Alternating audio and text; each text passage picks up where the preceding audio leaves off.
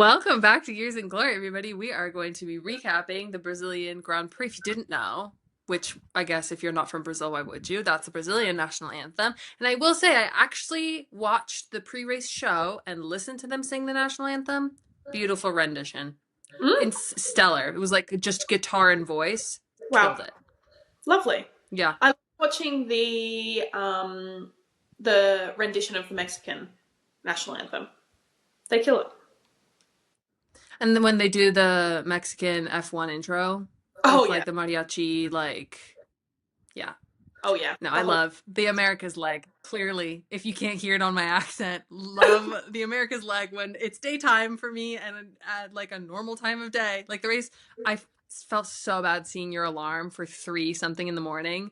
But I was like, I like woke up, rolled over, took my time. It's like rolling around to 10, like 9:45. I was like, I should probably put the race on and like start watching the pre-race stuff. And it's very so convenient. it I'm was not gonna lie.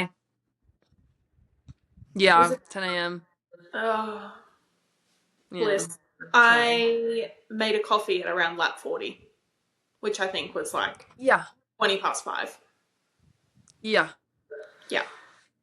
with reason. Yeah, it's a tough, it's such an international sport. Though it's like one of those ones that's like truly that I know of is like so international Yeah. because they travel so much. Because even like sports that are international, like soccer, like Mm, even if you're watching Premier League, even if you're watching like the Spanish League or Bundesliga or whatever, like they're just in Germany, they're just in like the UK, they're just in Spain. Like well, that's still it's not very like this. They do travel, I guess. I don't yeah. really know. Anyway, But that's I beside think the we point. We're not here to talk about that. yeah. Yeah. Anyway, we'll get on a tangent. It's fine. Anyway, yeah, this is an F1 podcast. Edging sport. Uh, uh, there's no recovery from that. Okay. Um, sometimes we talk about other sports, but mostly we talk about F1. Yep. Yeah, so let's get started with it. Kind of a lot to recap. I kind of feel like a lot happened and also nothing did Yeah. at the same time, if that makes sense. And I also fully forgot it was a sprint weekend. So Oh, I'm me like, I was like getting notifications on my phone. It's like, oh, by the way, sprint quali you can watch now. And I was like, no, because I like a sprint weekend, but I guess I just didn't know this one was. So when I'm not prepared for it, it's harder to come around to it because I find the practice sessions to be informative. yeah. And so then we just don't have those. And like, I don't know, I'm just stressed out, I think, maybe about the season. Yeah. It's a Which close is, one. yeah, which is understandable because I didn't watch the sprint or quali live because the sprint was on at like 1 a.m. and quali was on at like 3 or 4 a.m. And I was like, I'm not staying up to watch sprint and I'm not waking up early to watch quali. So I'll just watch both No.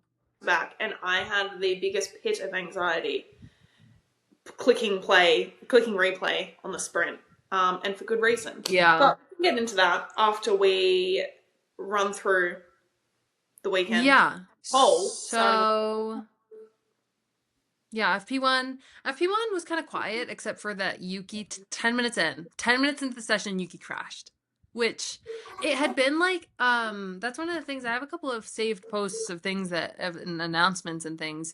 I guess before the weekend. So they announced Franco Colapinto officially for mm-hmm. Alpine.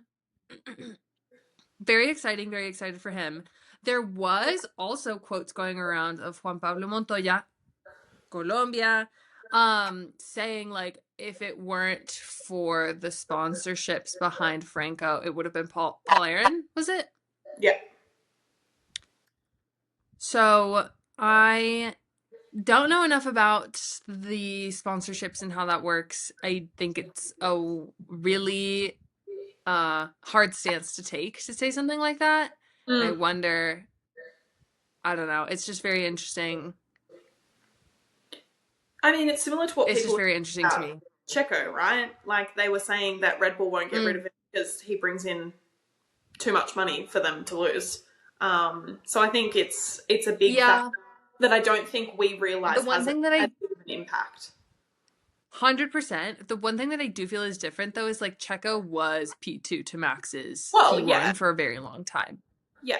And I don't know that I've seen that kind of a performance from Franco. Like even at this track where the Alpine was like giving Pierre a really strong performance. Because that's Mm, one thing actually that Carlos said in the Passenger Princess series with Amelia de Moldenberg, which I'm eating up right now.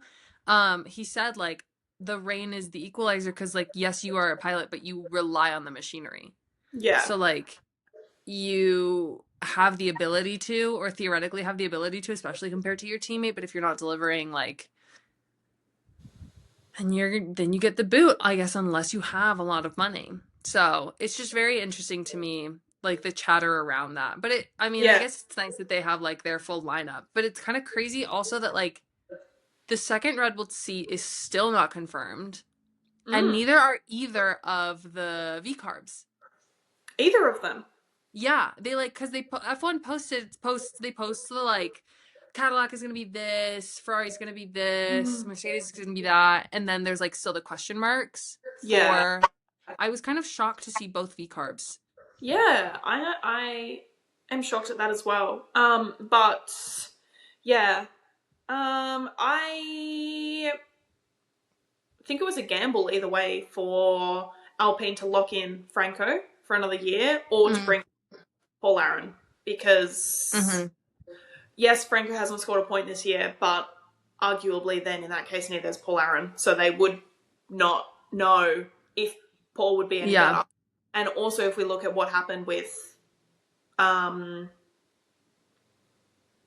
Jack, like they took a chance on Franco and it didn't pay off. So it's like, do we invest the money in upskilling and bringing Franco to a higher level, or do we bring in someone else and start from zero and risk that whole thing again? So I think that is also one way to look at it instead of just being like, oh, Franco hasn't scored a point, he doesn't deserve that seat. I think there are other ways to yeah. It's review the just as decision. sad for me because like I feel like what I wanted them to invest in Jack, they're investing in Franco, Yeah. but I maybe also he just has more wonder money and if that's why. I also just wonder if Jack got along with the team. I mean, Jack Flavia. technically following in Oscar's footsteps. So I do wonder Yeah. if there was a different dynamic there with And I wish Alpine. this would have been such a good episode too for Liv to be. Liv is away this episode. We miss her Yeah. dearly, but she would have the context on Paul Aaron. I feel like Yeah. of like his performance there and all of that. So, but yeah, the second Red Bull is not confirmed. Either of the V carbs, because this is also what I would love Liv to comment on is the whole Arvid Lindblad of it all. Of it seems like they are gonna put Isaac in the second Red Bull seat, which Mm. we'll see. And then, but then, like, there's the question of like what happens to Liam or Yuki. What is rumored to happen with Yuki?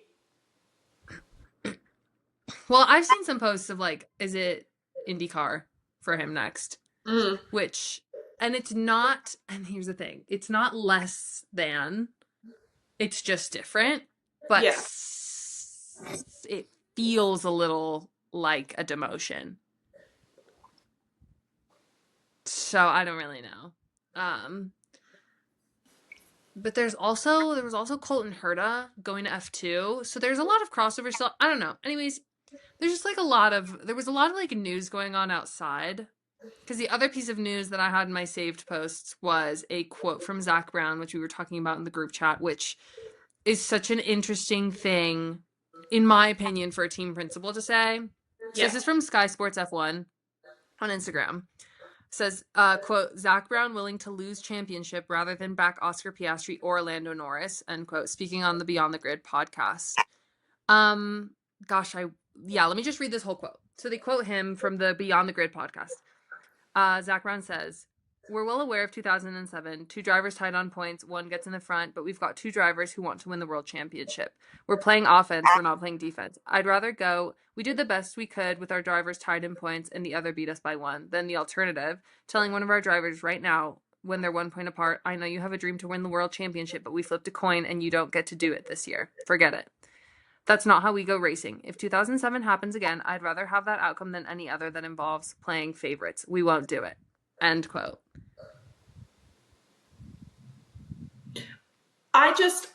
Look, I understand what he's saying, because if I was in the position, would I want to choose between, as Stella said it, his two sons? Tough. Fucking tough.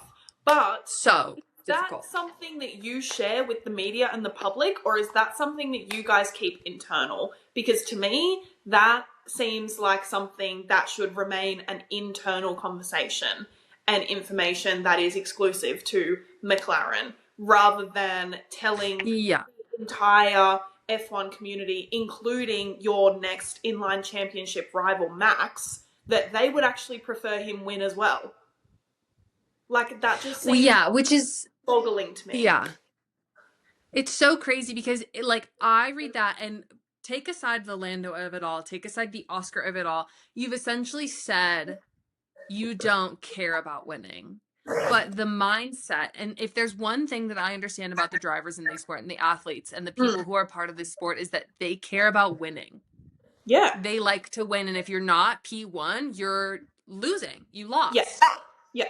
Like, Charles will go to a media pen interview and he'll say, yeah, you know, we could have done better. We got onto the third step on the podium, but we weren't on the first one. Yeah. And, like, part of me wants him to be happy with that, because that's not a bad result. But, like, that is why they're in the sport that they're in, because they're never happy unless they're first. Mm-hmm. So it's just, to me, it feels almost like he's making the attitude of the team feel less competitive when you hear things like that. I think it is just proving everyone's sort of lingering assumption that all they care about is the constructors. Yeah. Which, like, I understand gives them money and, like, whatever wind tunnel time or whatever. But, like, you should want both. You should want your cake and want to eat it too. You Like, should want they clean just, like, sweep. have it now. And not even a clean Yeah. sweep as in winning both championship, but P1, P2 of both championships. Like, Yeah, well, and I'll say this as politely as I can, but to say this now, say that you're not going to prioritize either driver when there has been so much action taken to maintain quote unquote fairness. Now it's like, oh, well, now we're not going to get involved. Yeah, That now feels a little disingenuous. now that the battle is close enough and you guys can decide by whoever wins this race and whoever wins that race, we're done. Now that we've got you guys close enough to be a title contending battle, it's up to you. That's how it feels. Right. And, like, it feels like it was almost manufactured to get to this point, which, like, Yeah. and, like, there is a part of it that I do see as almost noble, of, like, we want to give these two drivers the most even playing field to basically fight to the death. Do you know Kind of what what it is, like, someone is going to come out on top. Do you know what I'm imagining? If one of them wins, if one of them does win, imagine it's like that scene in Mean Girls where she stands on the stage after winning, like, prom queen, and she's like, this is just a piece of plastic, and then she snaps the tiara and she gives it to all the other women on stage. Wait, yeah. That's actually what it feels like. Oh my Zach God. and Andrea are going to make happen. They're going to be like, okay, now share. And listen, I'm part of the generation where, like, people started to get participation trophies, you know? Did I ever get one? No. I participated in plenty of things, so I gotta go back and double check that one. But, like, I grew up... Well, here's the thing. I don't know if I just understand it because I know what it is like to lose and I know what it is like to win. I grew up riding horses, and you get your little blue ribbon if you get first. Mm-hmm. And then you get a red one if you get second, and yellow if you're third, but it's not the blue one, and you want blue ribbons. And sometimes you don't get ribbons and other people do. And sometimes you just suck. And, like, great. that's fine. That's a learning opportunity. Mm. But like, it would be like if I'm jumping a different height than someone else and do like, and then I get to compete against them still. Like, it just feels like there's Yeah. been, and I know the F1 TV commentary like spoke a little bit about how it feels like there's like too much, I don't know if manipulation is the right word, but too much of an exertion of control in Yeah. certain instances that has gotten us to where we've gotten, and it's all been under the umbrella of like papaya rules. Mm. But anyways, all to say, those were the two news stories that I wanted to talk about before the weekend. And then and then I got a little bit ahead of myself. Yuki crashed in FP1. That's kind of really the only thing that happened. Yeah. Which sucks for Yuki. But I feel like that second seat has been cursed for a while now. Like, Ever I since think Daniel. Checo, yeah. Yeah, exactly. Because that seat was, I mean, it's Max. No one's, he's the GOAT. Like, Yeah. if Max is on the grid, it's hard to call anybody else the GOAT. Yeah, absolutely. Especially after his drive today. But before we Stellar. go Yeah. to the race, sprint quali, not a lot happened in sprint quali. The running order was Lando P1, Kimi P2, Oscar P3. Mm. Great drive from Kimi. Incredible stuff. We saw Mm-hmm. him pretty consistent this weekend after his photo shoot at Senna's grave. That is causing a lot of discourse Yeah. online, which I personally don't see an issue with, going paying respects. It's clearly ingrained something in him. It's clearly paid off. That's what all the memes are doing. Going and Yeah. seeing Senna has obviously helped Kimi in some way. But then going into well, yeah, because the other thing is like the Mercedes, it does better in the cold usually, and it was a little cooler. It was a little more damp. I think they said Because they in had the issued a weather sprint. warning. Yeah, I think they said in the sprint track temperatures were at about 25 degrees. I don't know what that is in Fahrenheit. Yeah, I don't want to do the math. Cooler than usual for sure. Yeah. But yeah. So the sprint quali, I'm gonna be honest, I didn't watch it because I forgot it was sprint weekend. So we have those top three starting positions. Lando starting P1, Oscar starting P3. Like, the championship is still super, super close, super, super tight. And then we get to the actual sprint. And if you listen to like the last couple of recaps, you'll know that my mother loves Oscar Piastri. And I watched the sprint, and then I was gonna go hang out with her. I was like, I have to tell my mom. So the beginning of the sprint is pretty normal. Honestly, as far as lap one, turn ones go, quiet, boring, positions held. Nobody did anything in the front. Like, it was just like, okay. And it was like, because for a second, like, you see people absolutely send it over to like get the racing line, just try to get in front of someone or to cut somebody off, and like, but also like nothing happened. So lap one, turn one was fine, but then because it had been wet, this is actually interesting. I saw a video about how they dealt with this after, but it had rained, but it was not actively raining. It was like misting. I believe that the word that they enjoy using is it's spitting rain. I don't really know. So it's like not raining. It's not like wet per se. It's dry in spots, but the track is still damp. And one thing that they said on F1 TV was it's oily because they were running other racing series as well. So it's just getting slippery. And so on lap 6, what happens is, and this is not anyone's fault. This is just things that happen when you race, and there's water collected in places. But Lando goes over the curb and lifts a bunch of water out onto the track. Oscar does the same thing, but where it was dry for Lando ahead, it's now wet for Oscar, and he loses control of the car and goes into the wall. And then immediately after, both Nico Hulkenberg and Franco Colapinto have the same exact experience. So we get a pile up, basically. Yeah. Nico lost a front wing. Yeah. And he was able to keep going, but Franco and Oscar both had to DNF, which was crazy. And then it was also crazy that they red flagged the session because of it. Usually in a sprint, when there's crashes, like, they'll usually do like a VSC, a safety car, or something to take care of it, but never like a Yeah. full red flag. I think it's because of where it was on the track, because they had to get the trains Yes. out, and two Yeah. of them at that.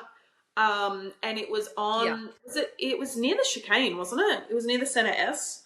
And Yeah, it was like, yeah, and so we saw when there was a safety car in the race, at the hairpin, they took the alternative, they took the runoff line. Um, mhm. so they all the old racing line, whatever it was. But I think just because of where it was, and because of how those two ended up in the barrier by taking the curb, Yeah. I think it was like Well, they had to too repair the barrier and everything. risky for them to have the cranes out on track with a wet curb in case Mhm. anyone went over it, and then we had a repeat of 2015. So I think that's why it was red flag Yeah. and safety card. Yeah, it like fully makes sense. It's just like so rare. Because the other thing that I saw that they had been doing, and I don't remember, I saw it on Instagram, but I can't remember who posted it, was that they had basically gone through and taken like a saw to cut more drainage holes. Because what they had done, I think it was whatever turn was before, they had improved or adjusted the drainage there, but that meant that it was pooling at the turn where all of the water got kicked up onto the track. Mm-hmm. So they went through at that corner and basically drilled holes so that it would drain into the drainage system that takes it out onto the grass. Right. But that was like, first of all, shout out to the FIA, the race director, and the people managing the track for doing that. Yeah. Because, Yeah. I mean, it was supposed to rain all weekend. It could have been another wet race like last year, which, shout out Brazil 2024, still one of my all-time favorite races. Yeah. But yeah, I talk about it all the time, actually. But like that's a really great thing to do. Like, I guess in my head I'm like, okay, everything's under park for May conditions. Like, not necessarily. You can like Yeah. change Well, and adjust the they're changing drainage, you a know? few things. Yeah. I'm like, how's the track gonna take a 10-place grid penalty for breaking park for May or start from the pit lane? It's the It's no freaking track. longer It doesn't matter. it's no longer race, what is it, like 21 on the grid, it's now race 24. Nah. Down the calendar you go. Yeah. No, so I thought that was very cool that they did that. But yeah, huge bummer for Oscar fans and a big loss for Oscar in the championship because, yes, it's only 8 points, but when the margins are this close, you can't afford that. Yeah. You can't afford. Not like, this it's late. too close. Yeah. Yeah, no, I'm just like, every time I start thinking about the championship, I just like start sweating because all the margins are so close. Yeah, me too. I am getting flashbacks to 2021, and but even flashing back to 2021, I was not actively supporting Lewis or Max in either battle. So I was like, hey, this is just great entertainment. I'm following Charles. Like, I'm good. Yes. You know, I've got Charles, I got Danny. Yeah. They're doing great. I'm good. Now that it's one of my drivers, I'm like, oh, this is stressful. Yeah, but like, to be fair, like, even with all the stress, like you said, like, it is incredible entertainment. Yeah. Having it go to the line, like having it go so late into the season, like last season Max won it in Vegas, and like that's fine, but like, and last season it was even closer, but what, 2023, who cares? Oh, Max won it all. Everyone was like, why is anybody else on the track? Who 2023, cares? I don't think I woke up to watch a race. Like, if it was not on at an awaked hour for me, I would not wake up to watch it. I would watch the replay. Yeah, I mean, not I was with it. like, yeah, maybe. Yeah, like, and then it started to get a little closer. Yeah. Yeah. This year, I'm like, there were other people in contention. Yeah. Yeah. Yeah. So. Yeah. So. Stressful, but entertainment. Wait. Yeah. Okay. Entertainment. Can we talk about Max and GP, please? Stop. Okay. So usually Max is the one going off on the radio, and GP is usually just saying, "Yep, heard. Like, we'll see what we can do." Yeah. Like almost Ferrari, we're checking type responses. Like he's very like dry with Max. The one time we saw a crack in the facade was recently when he forgot to turn off the radio. GP forgot to turn off the radio, and he's like turning to like probably Hannah Schmidt right next to him, being like, "What plan are we on?" And it like kind of clicks that like he's just Max's engineer. He's there for Max. He's not really there for anything else. Everybody else is there for the rest of the car and the strategy. But Yeah. GP asking, it's like, oh, he's human. Oh, like I Yeah. didn't like click that. But so GP was like really breaking out the big guns with Max. So he comes on the radio and he tells Max, we got some recommendations for turn one. Turn one looks really poor. And Max is like, yeah, it's wet. I have no No. grip. He's like super sassy, very classic Max. And GP really like bites back and says, yes, so we're giving you recommendations so that you avoid, what did he say? So that you avoid oversteering into the corner every lap, Max. Whether you take them or not is up to you. And I was like, divas, stop. Silence, because it was what he said combined with the fact that he started talking over Max as well. Like, Max was obviously about to get complaining on the radio by being like, yeah, it's wet, I have no grip, and then he started saying something else, and then GP was like, no. Yeah, GP was like, be quiet, you need to listen to this right now. Yeah, seriously. So I just thought that was a hoot. Yeah, it was good. It was so good. Yeah, so let's see. So with the red flag, they do a rolling restart, which why? It was not raining. I know. And there was no standing water on the track. Oh. So it's so funny to me because last year we ran this race in a downpour. Ollie Behrman is fearing for his life. He's like, my frontal lobe is not yet developed. I'd like to live long enough so that it does. I'm gonna die. Literally, do you remember him coming on the radio and saying that? I remember it was scary. There were so many. Oh no, maybe I'm getting confused with it with Silverstone this year, where there was just so many crashes. But like, you could not see the car in front last year. Yeah. And then like this side, they're like, oh well, we learned from last year. We're gonna err on the side of caution and do a rolling restart, which like valid, I guess. But like after last year, it's like you can do anything at Interlagos. It literally doesn't matter. They're like, we're learning from our mistakes. They might not apply here, but we're showing you that we're learning. We're learning. Yeah, so there were a couple of overtakes during the rolling restart. Nothing super crazy. And it kind of got a little bit exciting toward the end where Kimi started to really catch up to Lando again. And it's not like how we were just talking about 2023. It's not like Lando. Yes, he'll have some races where he's won with huge margins, but not this time, which is especially exciting for Kimi. And yes, this was only a sprint and we'll get to the race, but really, really exciting. I was getting mad because the broadcast kept cutting away from the moments that I was watching of like Charles was going to do an overtake and then they cut and I'm like screaming at my TV. My neighbors are probably like, there's something wrong with my neighbor. And yeah, so that was toward the end. Yeah. My neighbors are probably concerned about me yelling at my TV at 5 a.m. So yeah. Oh goodness. At the last minute, Gabby Bortoleto had a very nasty crash. He went off the racing line. It was wet. He was trying to do an overtake. And it was scary because he like pinballed from one wall to the other. So he like loses the car on the curb and that sends him careening like right in front of one of the Williams, which was terrifying because what do you do in that moment? That's just like literally actually, Jesus, take the wheel. The crash was insanely bad, but it also could have been so much worse because he could have taken out Albon at the same time. I think it was near one of the chicanes again. I don't know, but I read that I think it was the same corner. Yeah, as where the other three crashed. But yeah, so he hit like this chicane, like this corner, and then he hit at 34 Gs, I think, or 37 Gs. Yeah, it was nuts. And then he like flew past Albon and then smashed. It was honestly so scary. It was so scary. I genuinely thought like he was going to be taken out. And then he hit the barrier, like the tire wall on the other side at like, it was either 54 or 57 Gs. It was something in the 50s, which was, I think, equivalent. Someone said it's not the highest because I think Franco still has the biggest impact crash of recent years, but I think it matched or got close enough to Max's crash in Silverstone with Lewis in like 2022, I think, or 2021.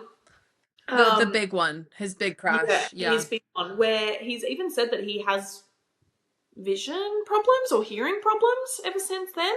Like Max, a little That's so bit. crazy.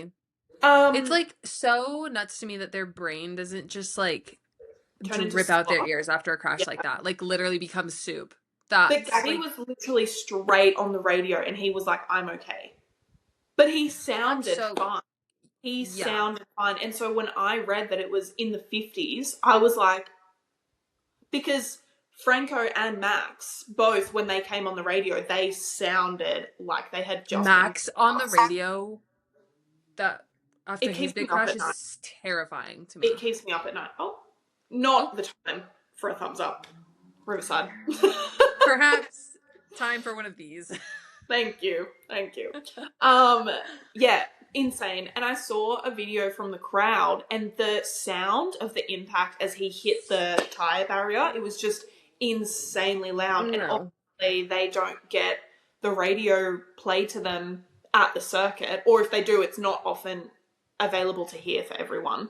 So Yeah. they would have had to go quite a while not knowing if he was okay until he actually got out of the car. Which Yeah.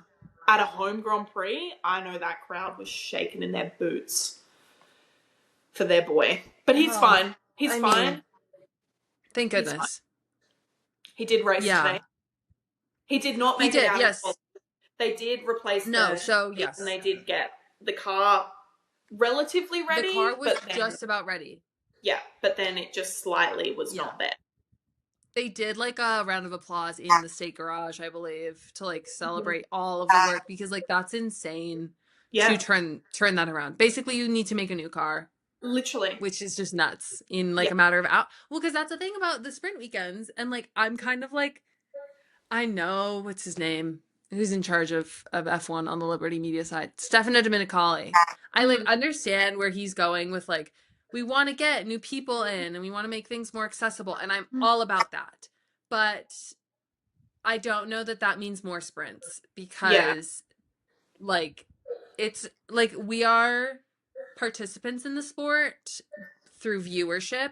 The Mm, participants of the sports through execution don't like that. And yeah. like I think you need to keep your teams in and I think you need to keep your teams happy. It's like Yeah. more I would lean toward that and maybe like a broadcast where it's like not kids, but it's not just the adult broadcast, but like someone Yeah. who like, oh, like if someone says a term, like a dictionary pops up. Actually, first of all, Stefan Dominicali, if you want to use these ideas, let us know. Slide into our But DMs like, and find our like a email address. dictionary pops up Yeah. explaining what's understeer, what's oversteer, or like Sam Collins, the like tech guy, jumps in and is like, while the race is going in the mini screen, like he explains, understeer is this, oversteer is Mm, that. mm. Which also Yeah. Amelia de Moldenberg, hilarious. Hands atop the steering wheel. She goes, "Is this oversteer and this is understeer?" And Oscar, I think it was with Oscar. He goes, "No, no, that's not." I Either love Oscar or it. Carlos.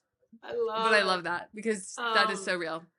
yeah, look, But I think anyways, there are ways that they could improve viewership that don't heavily impact the driver's ability to perform in the sport mm, because it is when we don't have FP1 to FP3, you can really see the difference in the quality of qualifying because we yeah, look at qualifying from Brazil where the sprint quality conditions were completely different to the sprint and qualifying. yeah, Oscar crashes in qualifying in sprint and he has no data to go off for qualifying and then mm-hmm. therefore they don't know what tires to run for the race and what's going to be best and they're They're asking all asking each other. yeah. Like, I know everybody has access to everybody else's data, so like that's good, I guess. But like, it's so tough for the teams. And actually, speaking of which, crazy because in Q1, so Gabby's car wasn't quite eight. They like just made it. He was in the car, and then like the checkered flag was down for Q1. Yeah. So like that was super tough. But this was the first time ever in Max's career in Formula One that he was out in Q1 On pure pace. on pace. Like let that sink in. Wild. He's been in this sport for quite a long time, probably going on almost 10 years, because I Almost think 10 years, yeah. this is why I'm like, this guy's my age all the time. Whenever I see Max Verstappen, I'm like, I forget. I feel like he has to be older than me, but like, I'm graduating high school. He's joining Formula One. Yeah. And my 10-year high school anniversary is coming up. So I'm like, it's a long time to be in the sport. Yeah. Liquefying your brain every 10 minutes with 5 Gs of force. Yeah. But yeah, that was actually crazy to me. Honestly, the stat itself is not surprising because it's Max. But like, that it happened, I guess, was just crazy to me. Yeah. Nuts. I have nothing to say. Just crazy. It shocked me. Yeah. He's gotten out in Q1 before. That part, I guess, wasn't very shocking because sometimes, lap times get deleted and red flags happen, or or you'll start from that section because of engine penalties and stuff like that. Exactly. So like, actually being out in Q1, I was like, it happens sometimes, whatever. But then, because I wasn't paying a lot of it, I don't really pay attention a lot in qualifying, especially not in Q1, because I'm like, well, it's going to be the same like 5 people anyway. So I was like, I only pay attention the last 5 minutes anyway. Breakfast or something, like, I don't know. And yeah, they said Max was out, and I was like, oh shit, he must have had a lap time deleted. That's what I thought happened. And then I was scrolling Instagram like a few hours later, and they were like, pure pace. And I was like, pace? Max's slow day is like Carlos's best day in a Williams. Like, ouch. You couldn't have picked any other driver. That's the first one that came to mind. Maybe because I'm talking to you and you make me think of Carlos. Yeah, well, I love Carlos. Valid though. Like, I can't really say that that's not true. I mean, it's probably pretty accurate. Truth hurts sometimes. Yeah. Anyways, moving on. So crazy that Max is out in Q1. We get to Q2. Nothing really crazy happened during this session. I do want to call out and talk about Ollie Behrman. No one talks about Ollie Behrman. Oh my god, stellar weekend. Absolutely stellar weekend. Absolutely killing it, because one of my notes here for Q2, he was P2 at the end of it. He ended the session P2. Yeah. So he was P1 for a while. Until he set a really solid lap, like a really fast lap, and and I think even like the first runs for like the McLarens weren't beating it. It was like their warm up run. Yeah, it wasn't until like the final flying lap that like they actually were able to overtake that time. Yeah, which was just, I mean, I don't think we talk about Ollie Behrman enough. No, but we had another batch out. We had another batch out there, which, I mean, nobody's super surprising. I guess Hamilton was kind of surprising to be out in Q2, but I mean, listen, P1 Ferraris were P18 and P19, so like Hamilton out in Q2 is like not surprising. But I'm gonna look up where Ollie qualified.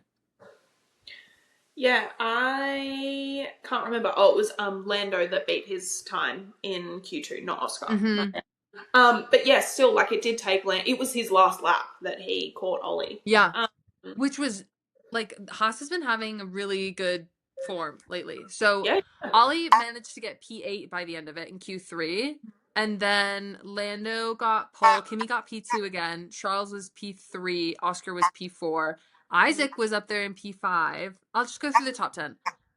Then George, then Liam, then Ollie, then Pierre, who again was having a really good time in Brazil. Yeah. He loves that track, and that track loves him. Great. I was very surprised by Pierre and Ollie's performance in qualifying, because they both kept bumping up into the top 5 while the top 4 teams were sort of warming up and getting it, but they were both up there for a while. They were dialed in. Yeah. Yeah, it was crazy. So that takes us, actually, wait, before we jump into the race, I want to talk about the driver's parade.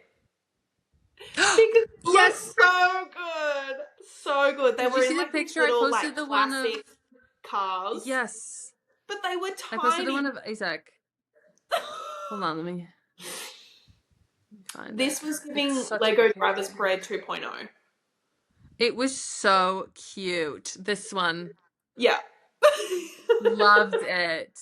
I love it. Well, yeah, and then this Yeah, a few of the Yuki cars, driving both Max and George, a few of adorable. the cars like broke down. I think the Mercedes and the Aston like just stopped working. So So funny. McLaren picked up both the Aston boys, and they had literally, literally four of them. Yeah, there they are. And then Yuki and Max picked up George, and I think George actually just left Kimmy. And I think he just like jumped out of the car and just like joined Red Bull, and they drove off. I don't know who Kimmy caught a ride back with. But Charles and Lewis They were just like left him. flying past everyone. They were like overtaking left, right, and center. Yeah. That Maybe is so they could have funny. had that Wait, car yeah, in the race. theirs is the first photo. This one. Yeah, they were killing it. Maybe they should have had that car in the race. Oh Jesus, probably would have been faster. Did you know that Lewis Hamilton has honorary Brazilian citizenship? Yeah. Yeah, I found that out this year. Oh, yeah, he got that. It was only in the last couple of years. A while ago. Only recently, yeah. Like a year ago or two, something. Yeah, I think so. Yeah, Kimmy's not in any of these pictures. Yeah, I R.I.P. don't know where he went, because I saw a video from... if I can find it, I'll send it to you. But it was literally like the onboard with Yuki and Max, and they drive past. Stop it. George and Kimmy stopped, and Kimmy is sitting on the back with his massive freaking selfie stick. And then the next minute, it flips to George sitting with Max and Yuki, and Max was like, "There's not much room," and the camera flips around, and George is like climbing on the back of their car. That's so funny. Okay, for how much beef Max and George have, I do love that they are also kind of like the best of friends. Yeah. Like, they hate each other, but they also, I think, actually really enjoy spending time with each other. Because, like, if you actually hated someone, you'd say, no, I'll stay here with Kimmy or something. Yeah. Like, you wouldn't clamber onto the back of the car so you could be butt buddies. Yeah, you wouldn't, like, backpack on him the whole way home. Snuggle, just to make sure you don't fall off. Yeah, I don't know. Yeah. Max had, like, 1 foot in the car as well, so that George could fit. Oh my god. Yeah. Yeah, and George is tall. He's got a lot of leg to figure out. Like, I understand that the drivers have small hips, but it always shocks me whenever we see them, because those cars look tiny, and Liam and Isaac were sitting side by side. All the other drivers are like one on the back, one in the car. Staggered. Yeah. And like a few of them were side by side. Lewis and Charles, Liam and Isaac. But you see, I didn't realize that narrow hips was like a descriptor for so many of them. Because like I know that a lot of them are like on the shorter side. But they're like, I guess that makes sense. Yeah. Like, I genuinely don't know if my hips would fit in an F1 car. Surely they would. I can't say that I know their hip ratio, but they all look very small. That's so funny. I never thought about that. That is hilarious. But yeah, I guess you have to have pretty narrow hips, like sit side by side in one of those little ones. That's valid.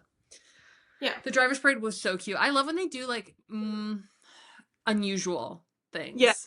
And unusual in a good way. Like the Lego race was so fun. This one, or when they're like the like one of like George on like the back of that convertible car with his sunglasses on.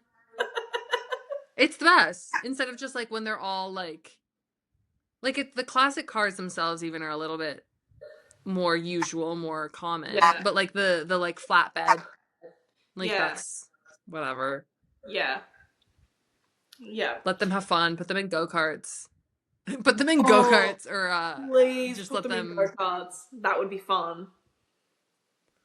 I'd love to see them in go-karts do one full lap racing. Please. And a regular F1 track. Yeah, like Spa.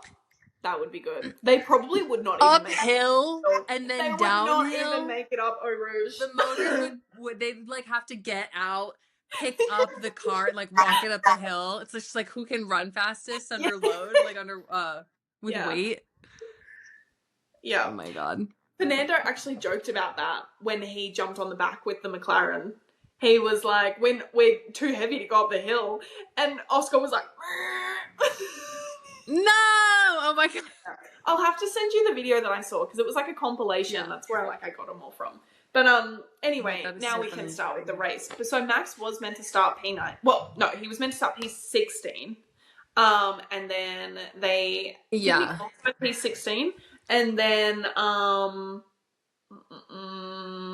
Yeah. they decided And to then take a he minute of the back of the grid start, and they yeah. replaced his whole engine pretty much, and so he started from the pit lane, so Well, and I P19. think they like borrowed stuff from Yuki's car too, so they had like swaps between the Did cars, they? which is just so very much like, yes, you are the second driver. We actually don't really care about you. Oh, that makes this race so much worse for Yuki. Oh, Yeah. oh, That's what I heard. I didn't Yeah, know I know. that. No, I'm like really concerned about um his career. Like his contract, Oh, his C next year. Like I'm worried about it. I don't anyways, that's not part of the race. We're talking about the race. yeah. We can focus Anyway, in talking so about the race. yeah. Max started P19 from the pit lane, and I think there was Ollie Mm. Bennett. No, Esteban I think it was started I think behind it was him. Esteban. Um, Yuki was also starting from the pit lane because of the switcheroo, I think, with the yeah, parts. yeah. So, that was crazy. Doesn't have the starting positions. Yeah, so the start of the race itself, usually I get butterflies in my stomach. I've been getting butterflies in my stomach lately when the race has been starting. But this time I didn't, and nothing really happened. Again, it was kind of like the sprints, like the beginning Mm, of the race was kind of like positions were mostly holding. Nothing crazy happened except for the fact that I think it was like lap 2, Gabby crashed yeah, again, yeah. which Lap is 2, lap such a 3. huge bummer. Yeah. Honestly, Friggin' devastating for his Stroll, weekend. Stroll, nicked him and took him out. And he didn't actually get a penalty for that because it was actually deemed maybe he No, I crashed don't out think late. Nico got Maybe he crashed a out late penalty. lap 1. Late lap 1. Um because Yeah, it yeah, was something like Stroll, it that. was deemed, I can't remember if it was just deemed a racing incident or if it was deemed a lap 1 incident. Oh, yeah. So that happens like early in the race. That's like the one exciting thing to happen kind of in the front. And I say the one exciting thing except for that there were then a series of exciting but good and bad, things going Mm, on. But so the safety car comes out to recover his car from laps 3 to 5, which makes sense. They mm. got to get it out of the way, make sure that the barriers are still all good. Huge bummer for Gabby. Honestly, I really feel for him. Yes. But so during the safety car, Lewis Hamilton had some damage from I think some lap 1 contact as well, kind of further back on the grid. So he gets a new front wing Mhm. and is confirmed to have said that he had some floor damage from this as well. Yeah. So we go through all of these changes and stuff, and then we have a restart. And during the restart, yeah, I'll just read what exactly my notes said. Oscar absolutely sent it and sacrificed Charles and Kimmy. So Oscar, they're coming up, I think, to literally turn 1. And Yeah. Oscar's coming down the inside. He wants to get behind Lando, in front of Lando, obviously. Like, they're the ones racing for the P1 in the championship. And he just has too much momentum coming. When he starts to hit the brakes, he's getting squeezed in by Kimmy, who's getting probably squeezed by Charles, which is, you're going 3 wide. Like, that's a lot. Yeah. And it's like a pretty traditional narrow track. So he locks up, goes into Kimmy, who goes into Charles, who loses a tire fully. It comes across the front of him, and he keeps driving. And I believe they came over the radio and said, stop the car. And he said, basically, no. And I was very sad. The I was tire debating. I literally have looked my Max like Verstappen something. shirt on, but I was debating wearing my Sad Charles shirt, but I decided we're gonna focus on the positive today. Yeah, yeah. So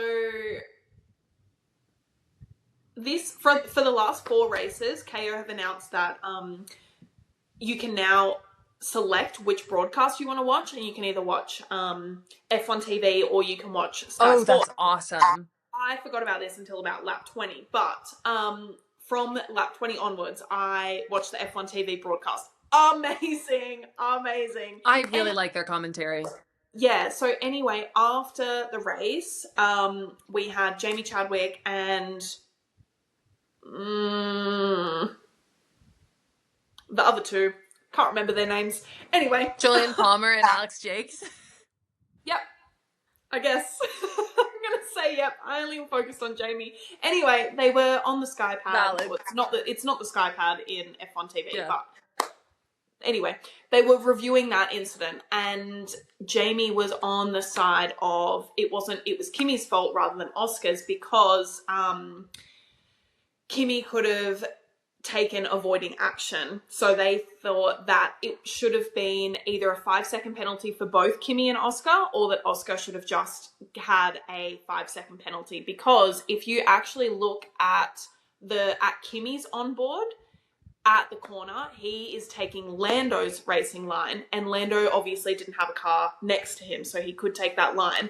But a bit earlier, prior to the corner, Kimmy looks in his mirror as Oscar is coming up to him before they get side by side. So Kimmy knew that he was there, and at this point from the overhead, Charles is far enough away that Kimmy could have moved over to the right. So pretty much everyone is like, Kimmy could have kind of avoided this a little bit. Like, yes, it was a risky move from Oscar, but also Kimmy had the ability to move over. Like, it's not like Kimmy was being pushed in.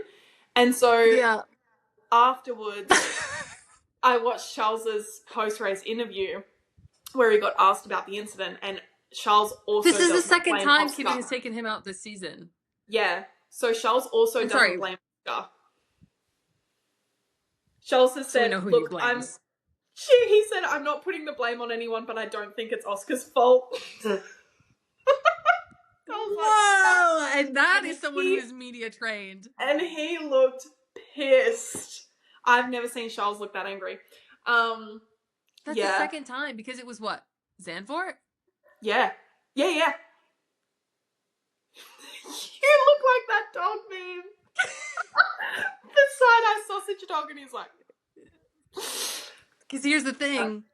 Julian Palmer, during this, was saying, like, that feels like a racing incident to me. Yes! And then... that's what Jamie Chadwick said as well. This is what I was watching it with my mom, and my mom has never seen somebody serve a 10-second penalty in the pits before.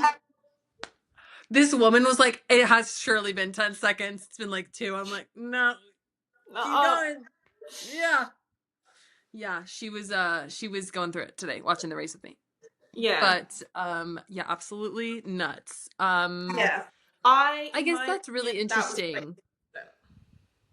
I guess that's...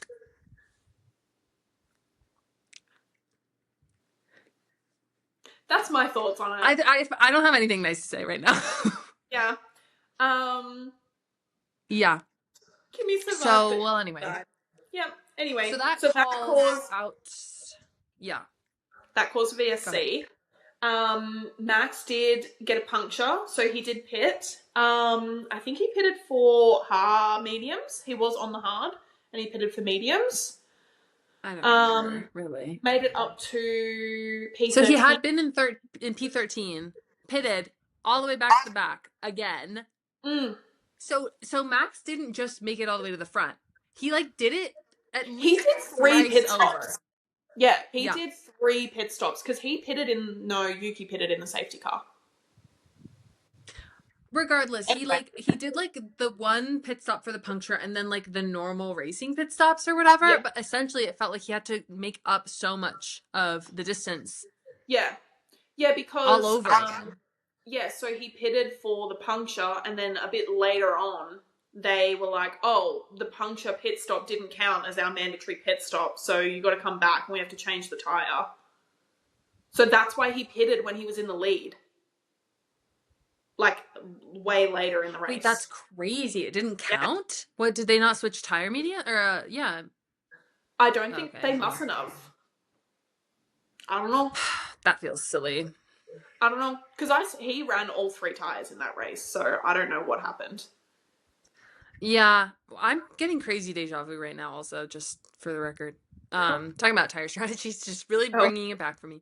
Um, oh, the yeah, memories. so we have the VSC restart, which at least it was in a real safety car. Oscar managed to stay pretty close up behind Lando, which was good. But yeah, I mean, it kind of all got mixed up in there between pits and everything, and we got a different sort of fallout. But I took some notes on the penalties that we saw. So Yuki got a 10-second penalty for bumping into Lance Stroll and giving him a good old 180. My mom was like, he spun him all the way around. He's facing the wrong way. I was like, yeah, I know. That's why he has 10-second penalty now. Yeah. Yep.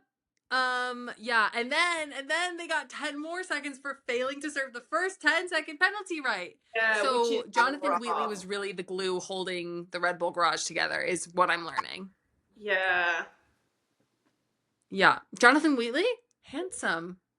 They were interviewing him for some steak thing Yeah. on F1 TV. And I was like, Jonathan Wheatley, what are you doing here on my computer screen?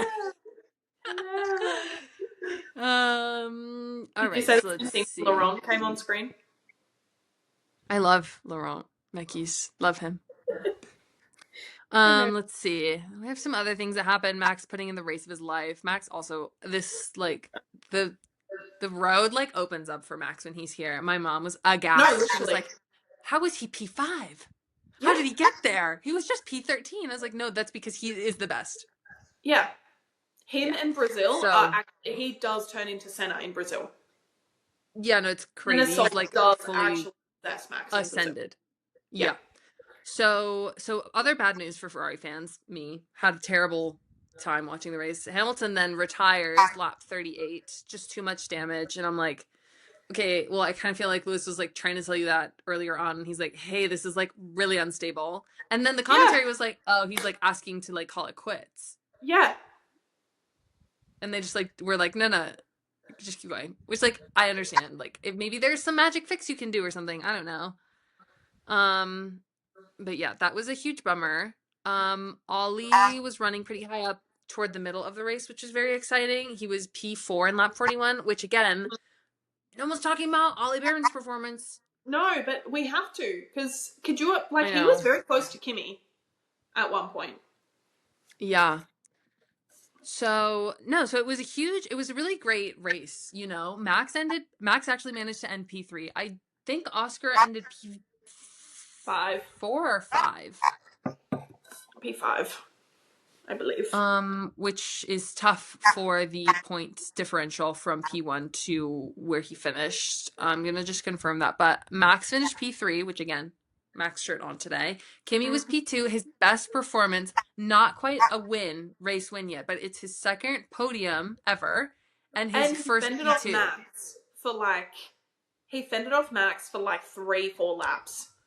And Max was hunting. He was absolutely flying past everyone. So yeah. Yeah. Yeah. Can confirm Oscar did. Oh yeah. I had it literally written down here. If I just read my own notes. And then let's see. In terms of post race, the cooldown room was kind of lame. The sound is always weird in the beginning, but it was like, oh, like Max and Kimmy were like chit chatting, and then they cut to the cooldown room and they're chit chatting, and then Lando gets there and like nobody talks. Well, and then they're like watching the recaps and yeah. I don't know if it was no one talking. I think that actually they cut the sound because they just like it just went silent mid conversation, and I was like, oh, awkward. Okay, maybe I wasn't paying attention to like if people's mouths were moving or not. But yeah, so they were like watching. I did hear Max go, "Oh no, Gabby!" And it was so when Gabby soft. Crashed. Oh no, Gabby! The exact same reaction we all had. Oh no, Gabby! Yeah, he's just one of us. But yeah, it felt like he loves Gabby. He loves. I know he loves his rookies. Like I'm so glad that he was, especially because especially with the podium, Max and Kimmy were having the time of their lives.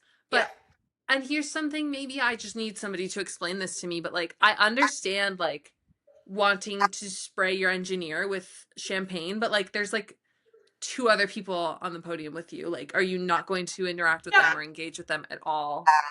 So Yeah. it seemed like Max and Kimmy were having like the time of their lives. Like I'm Max was glad. trying to like, my mom was like, he's gonna get it in his ear. I was like, yeah, and up his nose What happened? probably. Yeah, rich Yeah. people problems. Like, oh no, I have like an ear infection Oh from no, all the champagne I have Moe I in my ear. sprayed. Yeah. So, anyways, kind of a crazy race. We'll have to see. I think the championship is separated by a bit more now, which is Mm, tough, but it's not mathematically out of question. I think it's 24 points now.